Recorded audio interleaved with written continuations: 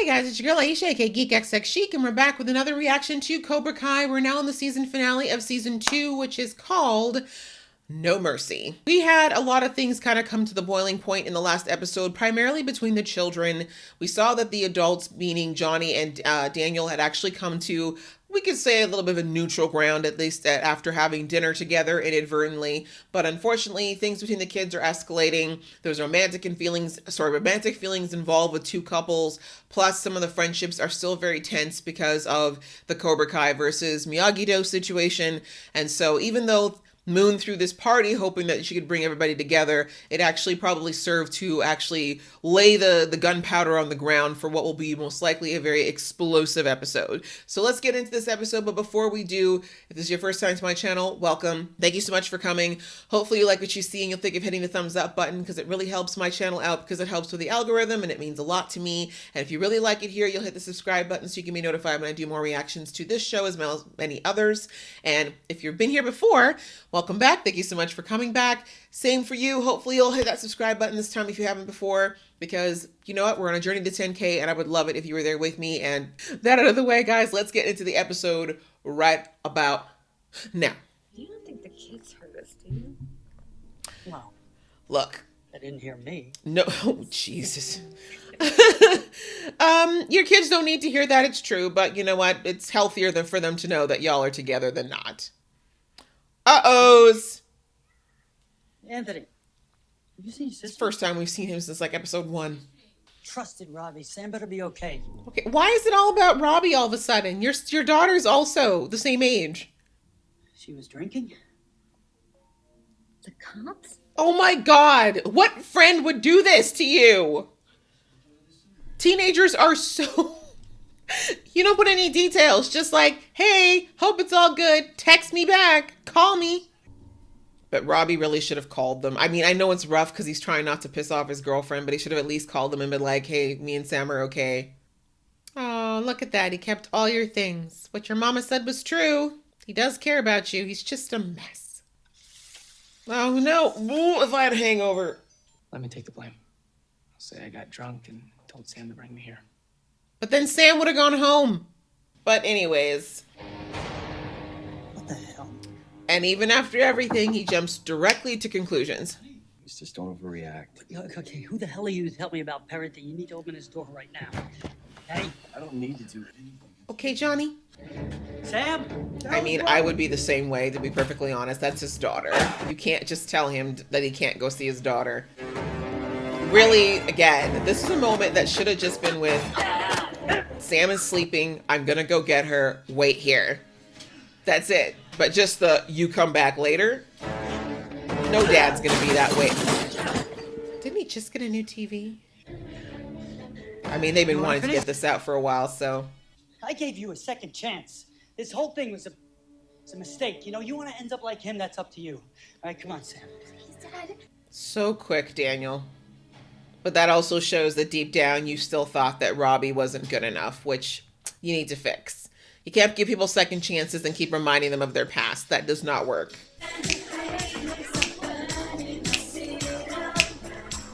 The song still bops, I'm sorry. Bananarama forever. I'm sorry I didn't come to you and Mom. Because that's the That problem. was my fault, not Robbie's. Exactly. You owe him an apology. It's on some paper. Wasn't sure what you need. Couldn't find a trapper keeper. That's still cool. I don't know what that is. Exactly. Goodbye, Dad. All I'm saying is maybe you guys can learn a thing or two from each other. Hallelujah. Robbie being the most mature man in the room again. No, it's my fault too. Well, yeah, you shouldn't have gone along with it. You should have just taken her home. No more lying. All the lies? Miguel gave me the Medal of Honor, Good boy. and I put it in the backyard so someone would find it. Good boy. How would you do that? A little late, but I didn't want him to earn any points with you. good for you, being honest. I guess I felt insecure. Oh, the growth. Speaking of things we need to talk about, Robbie. school be tripping, man. It's trifling. This is twice now where guys have actually stepped up where Sam's concerned and she's been the one who hasn't stepped up. I'm not a fan of love triangles anyways, but it really bothers me when you have the apex of the triangle who's just really not stepping up for either sides. You know what I'm saying? It's like, why are we fighting for this person when they're clearly not worth it at the moment? And this is no shade to Sam. I'm not saying she's a bad person, but both Miguel and Robbie have been really stand up with her when she's been the one holding back. Twice now. Samantha LaRusso. You know what she did, and now you're gonna pay for it. I'm coming for you, bitch. Oh, are you scary? And from the looks of things, your boyfriend was kissing back. Just saying. But see, Sam, if you just told the truth now, but okay. Out of my way! Out of my way! You kissed Miguel. Robbie's like, the actual... They want to step in so bad, but a girl-on-girl fight's usually not a good idea to get involved in. Let her go! Hey! Settle down. I'm sure we can figure this out. Not the nerds! Come and get it, dickhead. It's so little! Oh, Come on, guys, can't we all just get along? no! Moon, I'd move if I was you, bro. You're gonna get hit. You're gonna get hit. What are you fighting for, Miguel? Your girlfriend started this. You heard it. Girls be psycho sometimes, yo. The people who were cheering it on. This is so bad because it would happen. And of course, the phone crews. You have to do something, Mr. Palmer. Like, what? I am not paid enough for this. Screw this. They don't Right? pay me enough. Period. Teachers already put up with enough nonsense.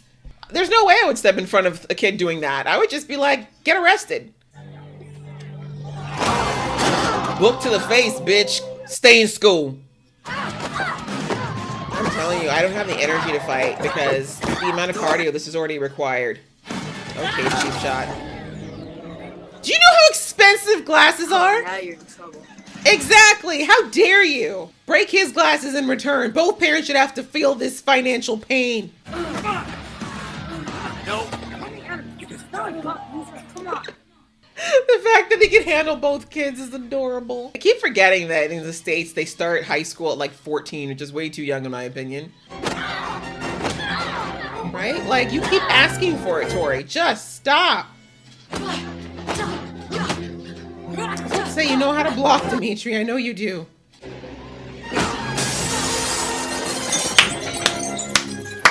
Good for you for standing up for yourself. The fact that you two didn't even need to be fighting. And the sad part is that Robbie was right in this fight. Psycho. Take a trip down the stairs, bitch. Cut me.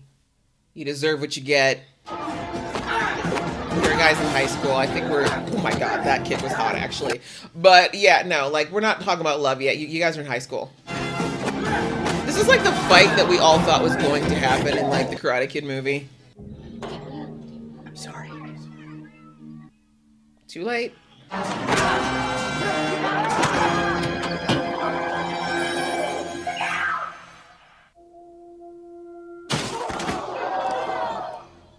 I heard the crack. Robbie, what did you do? He didn't do that on purpose. You know he didn't. Oh, poor Robbie. Look, of course, I feel bad somewhat for Miguel, but he started that fight. He really did. And yes, he did change, like he stopped at the end, but like how far did he push before that happened? This shouldn't have happened. Both parties are wrong here, but this is the way of the fist. This is the fruits of the way of the fist. I just got a call from the high school. What's wrong? For the 15th time, I'm hanging my television. So you know the next 24 hours are critical. He's gonna pull through, right? He's not gonna die. Before Miguel met you, he was a sweet boy. He avoided fights. Now look what you did. Okay, that's not all on him. I never want to see you again. That wasn't really for you, Johnny. When people are feeling helpless, they tend to lash out. You know a lot about that. Oof.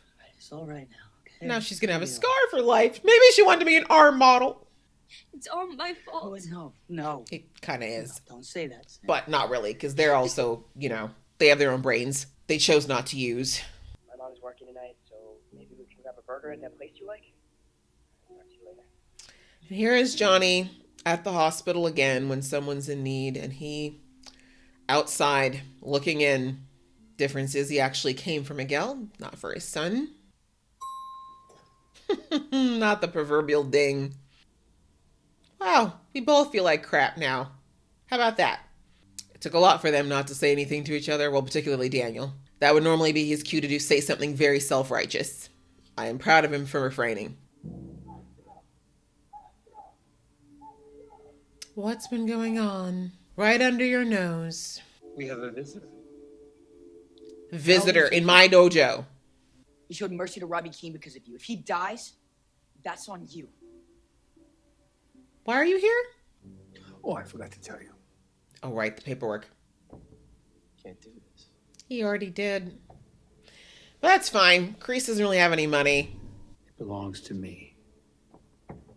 It always has, and it always will. He's old. He'll die soon. You just have to wait him out, Johnny. One day you'll thank me for this, Johnny. Okay. Never. It's true, though. Kreese's poison's all over that place. And you did bring back his tenets and his belief systems, so you kind of sort of inadvertently invited him back. Not gonna let Cobra Kai get away with this. Enough with Cobra Kai. Missed the point. Daniel. No more karate. Okay.